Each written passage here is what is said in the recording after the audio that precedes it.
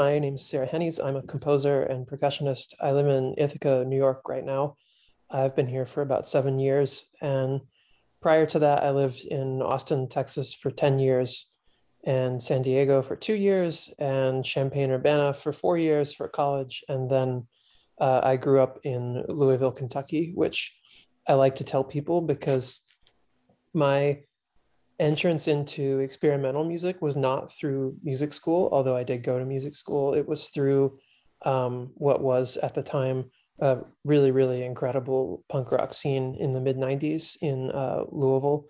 And through that, I encountered some weirder bands, which led me to even weirder things. And so a lot of my early experiences with experimental music was really through going to the record store, which is not to say that I'm not influenced by having gone to music school, and I got really, really into what one could call academic music as a percussionist in college and grad school. But just to say that I identify pretty strongly as a self-taught composer and bristle a little bit at the classically trained label. But of course, I don't know why I'm saying this because no one is calling me that right now.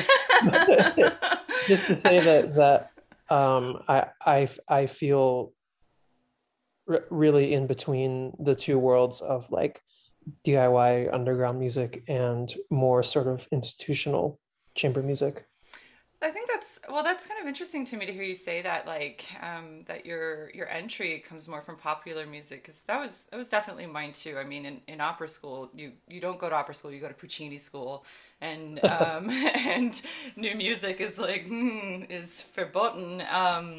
And so my entry was definitely through kind of weird pop and punk bands too.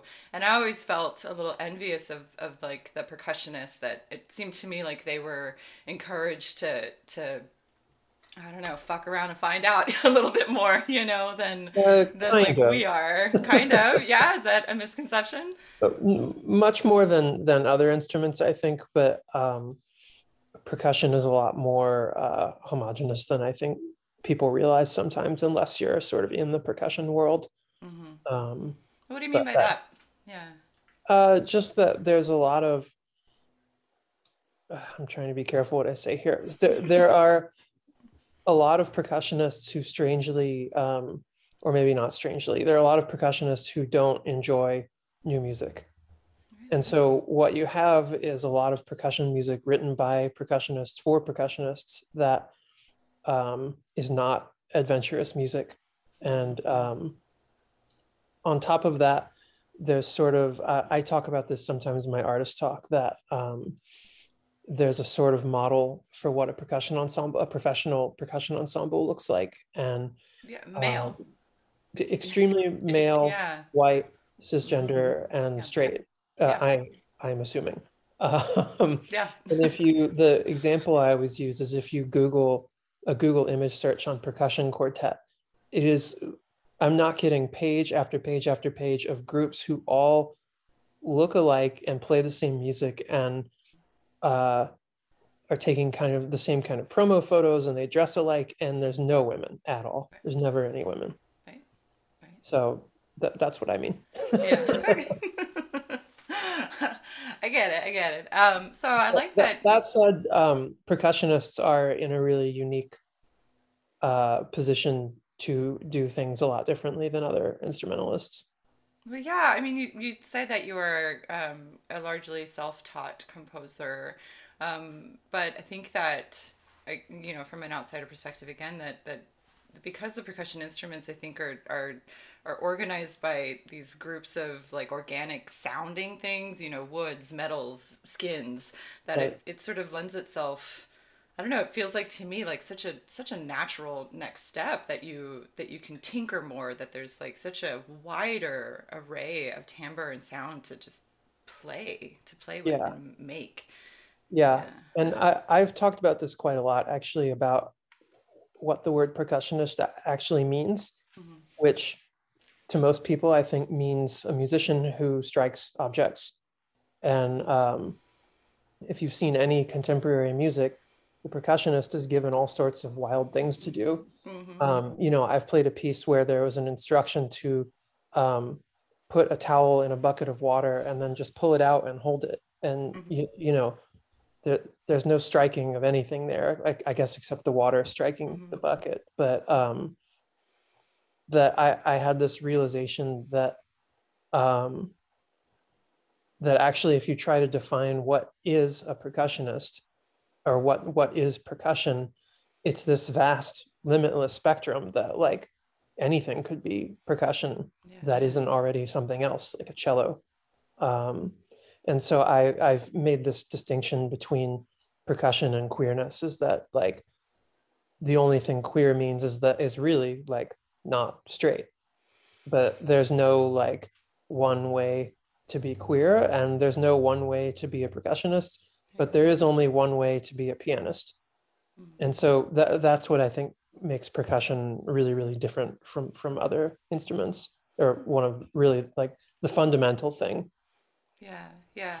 And I like that you also sort of incorporate I guess, non-musical instruments, that you take that that sound making world and you assign that to all of the instrumentalists, specifically in this piece, in Yeah. Contralto. And so what is, I guess, yeah, what was your this is like maybe like a multi-stage question about the piece itself. But first of all, what was the ideation for the piece? Was it a commission? Was it, were you given a performance and said just write something for this thing? How did that the actual business of writing it come about? Well, I think in the last, I want to say 5 years, I have only made 4 pieces just because I wanted to. Hmm. And Contralto was one of those where I had had the idea in, I think in 2015 of that. I didn't know what the piece was going to be, but I knew that I wanted to make a piece that was a trans woman only space. Hmm. And it took me a little while to figure out how to figure out the way I wanted to do that. But the way that it got finished is that in June 2017, I got invited to do something at Issue Project Room in Brooklyn, and I had always wanted to do something there. Yeah. And the person that invited me asked me, "Well, do you have any idea what you'd like to do on the concert?" And I was like, "Well, I'm working on this film thing, but like it's going to be too much trouble for you. Like you're not going to want to deal with this." And he said, "No, that sounds great. Let's do it." And at that time, I had only filmed one of 7 people, and I hadn't written any music.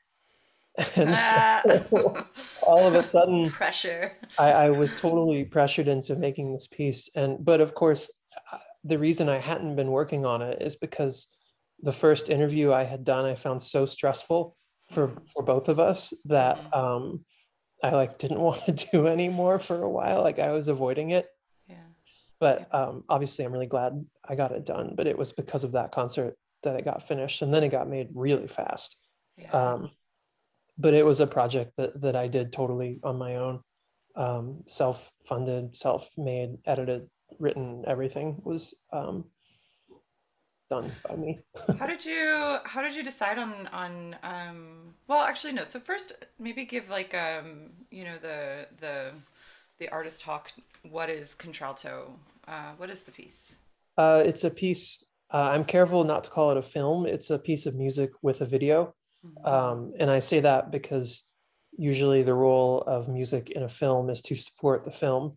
Hmm. So it's like secondary to what's on the screen, and the musician contralto are equal partners with the video. Like they're almost kind of like a weird abstract Greek chorus or something. Um, and so the piece is a sort of minimalist film with 7 people in it, and who just cycle through always in the same order throughout the piece. And it's based on exercises written by, I'm assuming, cisgender speech pathologists to help trans feminine people sound like cisgender women. Hmm. Um, and when I came across that material, that was like the aha moment where I was like, oh, I know how to make this piece, because I just found this topic of so-called voice feminization to be like the perfect um, encapsulation of the kind of thing that I wanted to do. And I mean, there's a lot of different ways to talk about this, but one of them is that the way that trans women are under really intense pressure to assimilate, Hmm. and to not, quote, look trans, which includes not sounding trans. And Right. for trans masculine people, this is easier because when you take testosterone, your voice gets lower, your vocal cords physically Again. change. Yeah. And it's not the other way around when a trans woman takes estrogen. And so I saw the voice as this like perfect example of why we shouldn't feel that pressure, because it's impossible. Like you can certainly pass as cisgender with your voice, but there's like a trans voice, which I don't mean like a single voice, but Right. that it just biologically is not possible to do what cisgender women do. And I found this concept of voice training really problematic because usually the way that it's set up is speech pathologists say, here are the components of cisgender female speech. Now you try it, which of course does not sound like cisgender female speech. And so it creates this situation where trans women are always less than. Um, and so I have a problem with Yeah, but that. also it's like it's the just the word passing itself is Yeah, already kind of loaded and used as a way to I think to denigrate a group of people anyway, and yeah, historically, right? And so to dangle this carrot in front of transitioning women of like you too can sound like a lady. It's like, well, first of yeah, all, what does a lady sound like? There's yeah, I have a deep voice. Am I cis? Am I a cis lady? Yes, I am. And so yeah, I think that's just it's there's so much loaded in that notion of trying to pass as anything but whoever you are, and the voice itself. This is a huge point of my own work and my own research. But the voice is the representation of your everything. It's the thing yeah, that betrays you when you're nervous. It's the thing that everybody hears about you, but you never really hear about yourself. right, So everybody has this idea of what you are and what you sound like that you will really probably never understand. You'll probably never really truly hear it. And so it's like, why, why? I right. mean, what is So the? Yeah, go ahead.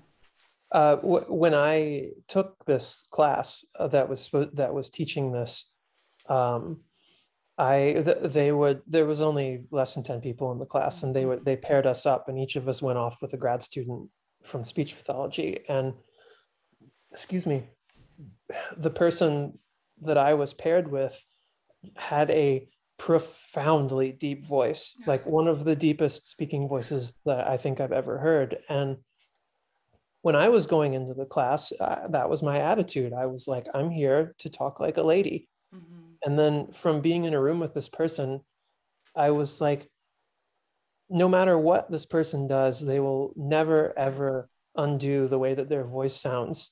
But this person also gets to be a woman because they say they are. Yeah. And that this was for me like a light bulb moment where I was like, no. And, this is some like internalized, like transphobic insecurity, because my own impression was like, I need to speak differently. Mm-hmm. And I realized that no, actually, I don't need to speak differently. And what actually needs to happen is that the rest of society needs to redefine what they think female voice means. Mm-hmm. Because, and this is why I chose the title Contralto, because uh, contralto is a singing term literally defined as the lowest female singing voice. And but yeah, that's all. End of thought. Okay, great. But I think that like the way that we speak is used as a suit of armor. It's like it is also spectral. It can be any number of things, and I think that even as women that women historically tend to deepen their voices when they want to be taken seriously. Yeah. And the word shrill is only bandied about and thrown about when talking specifically about women, and women only if we want to make it sure, make it very clear that we do not like that woman. And so this use of the voice itself, it can be many things and should be many things, but what I hope that people can kind of come out of this understanding is that your voice is your voice. Sometimes it's low, sometimes it's high. It doesn't, who fucking cares? Yeah. It just doesn't matter. Right. Um, But of course, there's another side to this with trans women, is that having a deep voice actually like makes you less safe, um, mm, because trans women are abused and murdered so frequently yeah. by straight men. And I was at a conference and I heard this woman who was presenting tell this story, that she was like, me and my friend were sitting on the sidewalk one day and we saw these drunk guys get off of a bus and start walking towards us. And she immediately was like, what if they hear my voice and realize that I'm trans? Like, what are they going to do to us? And um, in this way, I totally agree with everything that you just said, but But this is another like extremely, I don't know if practical is the right word, but a very practical reason for why one would need to speak higher, depending on what your social situation is, of how safe it is for you to not have a high voice. mhm. Yeah, that's pretty intense. Sorry. No, no, don't apologize. I don't accept. Yeah. Well, talk to me a little bit about the approach of composing the instrumental material for I folk made two music. pieces very consciously as like pre-contralto pieces. And one of them is called Falsetto, which is this bizarre performance art piece for percussion that I made for myself to play, that uses all of these little tiny bells that I've collected, like, kind of like servant bells. And along with this, I always use the word administrative. There's this table of small percussion instruments, and you have to do this really like boring, dry, like hit a wood block, shake a maraca, hit a wood block, shake a maraca, all the way up the table. And then you strike a rubber stamp and hit the bass drum, and then you do it all again. And then I keep trying to do that while holding more and more bells. And then, of course, both things become impossible. Mhm. Um, and the piece generates like actual chaos, that it truly is my total lack of control of what's happening. Well, not total lack of control, because I got good at controlling the chaos, but just enough. Um, and actually, Falsetto was the first title that Contralto had that I realized pretty quickly was not Not the the right right one. title for that piece, because falsetto implies that like something is fake. Um, And but specifically masculine. yeah, Yeah. but falsetto, I, I'm more comfortable on the couch. um, but the piece falsetto is more conceptual than the other piece, which was more practical musically, Mhm. in that that music ended up in the piece. But with falsetto, the concept was that you have these two opposing musics happening. One is a recording of bells and of the bells that I'm playing, and one is this weird percussion thing. And you're forced into a situation where you have to conform to both things, which means that you can do neither. Which to me felt like, I don't tell people that is like a trans inspired piece, because I don't want to like limit it that way. But this idea of like being I don't want to say it that way.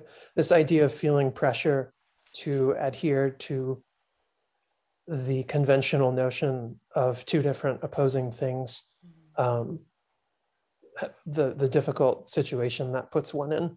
And then the other piece, which I kind of touched on earlier, is called Everything Else. And it's this really goofy percussion piece where I, the instructions tell the musicians that they should choose any quote instrument that they want, as long as that object is not considered to be a musical instrument, Mhm. and then make repetitive sound with that instrument. So like I used a stapler, I tore paper out of a notebook, and so on. And then that's the piece. They just make those sounds, and that music wound up directly in contralto. And the reason for that is what I was saying earlier, about this distinction between queer and percussion that I was seeing. Um, and so that music supports the second section of contralto, the one right after the introduction. Mhm. How did you decide on, so the way that you kind of stitch the women's parts together, it tells a story. I think the most linear one is the vocal hygiene movement, Yeah, where it goes, which most of that is nonsense as a voice specialist. that's Uh, real. That's real. I know. I was given that. That's some bullshit. There were so many things in that class where I just wanted to be like, "Are you fucking kidding Are me?" we Like, reading the same yeah, thing? Oh, the best one is use amplification if your work involves talking a lot. I like Like, that. what? People Like are the just whole gonna point of this, carry little boom boxes and microphones the with whole them point all of this day. is to not draw attention to ourselves. Like, Yeah, yeah. but Oh, so good. I'm sorry, what were you asking me? Well, no, I mean, I loved it. I thought it because Oh it's yeah. all nonsense. It's pretty ridiculous. Get sleep. That's good. That's good, useful advice, I guess. But what who cares? Yeah. So how did you decide on like the onset, the what words or word fragments they were to say, and then in the final movement, which is the pretty great. How did you? It's like this sort of stitched together. It's like this quilt of experience and non-completed thoughts, but the thought is expressed very clearly in what is, I think, being omitted. So how did you decide on how to put it all together? Well, there's one section of the piece where the people in the piece are just sort of speaking freely about themselves. But other than that, I didn't write one word of dialogue for this piece. All of it came straight from handouts that I got in this voice class. And I use that for a few reasons. One of them is that I found if I were to take them out of the context of what they were being used for, they're so weird Yeah. and funny, and like I know what Meet Me Peter was written for, but in the context of a piece of music, like I love it. I've seen it so many times because it's like a slow release of them saying that, Yeah. of watching people being like, did they say Meet Me Peter? Who's Peter? And so I thought it was so great because the material is so inscrutable. Yeah. And one of the main pillars of this piece is that I wanted to make a piece that was accessible to trans people in a way that it was not for anybody else, Mhm. and that there's a level of recognition for trans people, even if you don't know these vocal exercises, Mhm. that you just have a more complex and clear understanding of what the piece is and who it's for, Mhm. as opposed to being someone on the outside just saying, what the fuck is going on? Um, because, a lot of people think that trans women are crazy, that, or maybe not even crazy, but they just don't understand at all why trans women would do what we do. And so I turned that on its head and did something like completely not completely, but basically not understandable. Mhm. Yeah. And how did you so you said that the instrumental portion and the film portion are working very congruously Mhm. in congruously, yeah, that's the word.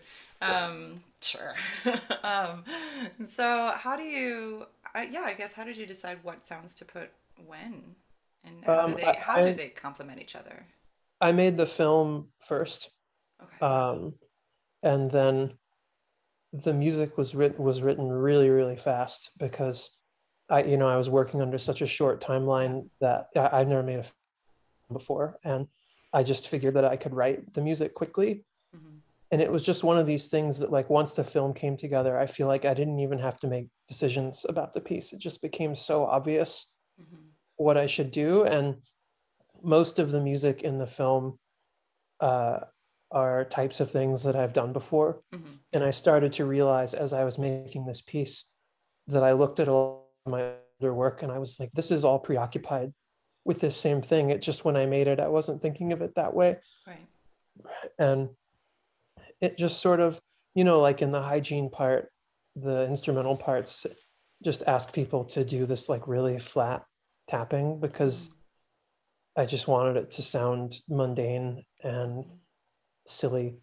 Um, and so it's different for some sections, but for me, it's just like a sonic representation of what's happening on screen. Hmm. And then there's one section, the section where everyone's talking about themselves, where there is some a pre-recorded piece that I made several years ago that I just dropped into Contralto for voices and sine waves that I just realized was like the absolute perfect thing for that section of the piece. Hmm. Well, thank you so much for taking your afternoon to chat with me. Yeah, no problem. I really appreciate it. I'm very, very, very, very much looking forward to presenting this to. This hasn't been done in San Diego. Is Mm-mm. that right? Yeah. So this is the first time in San Diego. I'm looking forward to putting it all together and sharing it with the San Diego audience, and I hope that people kind of can get out of it all of the wit and wryness and the sincerity. It's again, it's all a spectrum. It's all in there. It's really beautiful. So thank you so much. Yeah, my pleasure.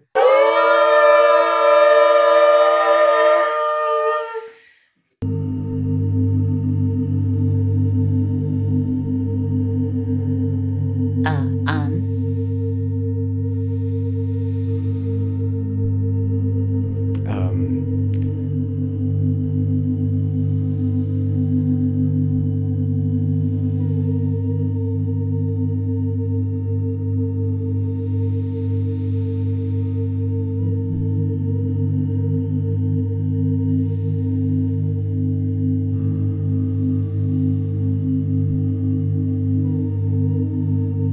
Um, I feel sort of uneasy and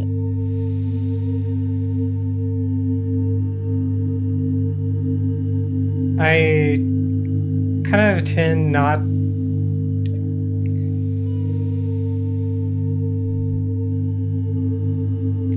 Um,